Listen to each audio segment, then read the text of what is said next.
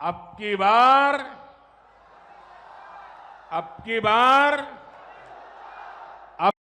আগলিবার 400 পার। প্রধানমন্ত্রী ভাবতেই পারেননি বিজেপি ও শরিক দলের সমর্থকদের ভোট ময়দানে চাঙ্গা করতে তিনি যে স্লোগানের জন্ম দিয়েছিলেন সেই স্লোগানই ভোট বাজারে তার গলায় ফাঁসের মতো বসে পড়ল।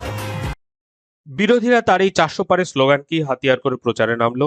তারা মানুষকে, বিশেষত এসসি এসটি মানুষকে বোঝাতে লাগলো বিজেপি 400 পার করতে চাইছে, তার কারণ 400 পার করতে পারলেই তারা একক ক্ষমতায় সংবিধান সংশোধন করতে পারবে, আর সেই সংশোধনের প্রথম বলিই হবে জাতিগত সংরক্ষণ। বিরোধীদের এই প্রচারের ফল মিলল হাতে নাতে।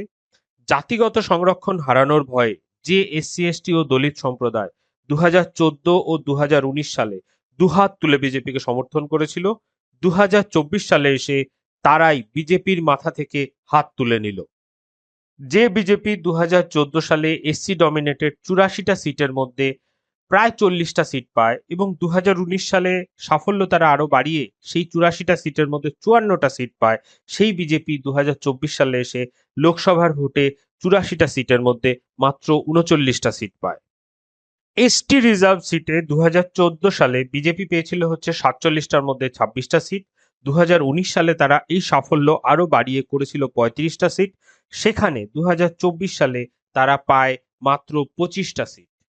এছাড়াও মহাদলিত ডমিনেটেড 24টা সিটের মধ্যে বিজেপি 2019-এ পেয়েছিল 14টা সিট, সেখানে এসে 2024 সালে তারা পেয়েছে মাত্র 7টা সিট, 07। এখানে একটা মজার তথ্য হলো মুসলমান ডমিনেটেড লোকসভা সিটগুলোতে বিজেপি 2014 সালে পেয়েছিল 41টা সিট, 2019 সালে তারা সাফল্য আরো বাড়িয়ে করে 51টা সিট, সেখানে 2024 সালে তারা পেয়েছে হচ্ছে 41টা সিট।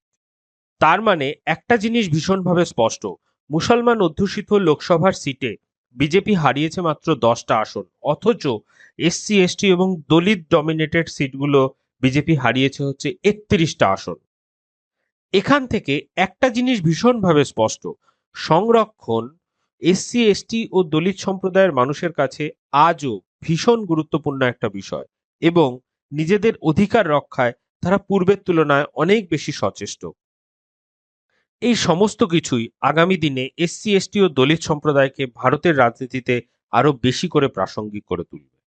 ধন্যবাদ, সকলে ভালো থাকবেন। আমাদের চ্যানেলটি যদি ভালো লাগে তাহলে অবশ্যই লাইক, শেয়ার এবং সাবস্ক্রাইব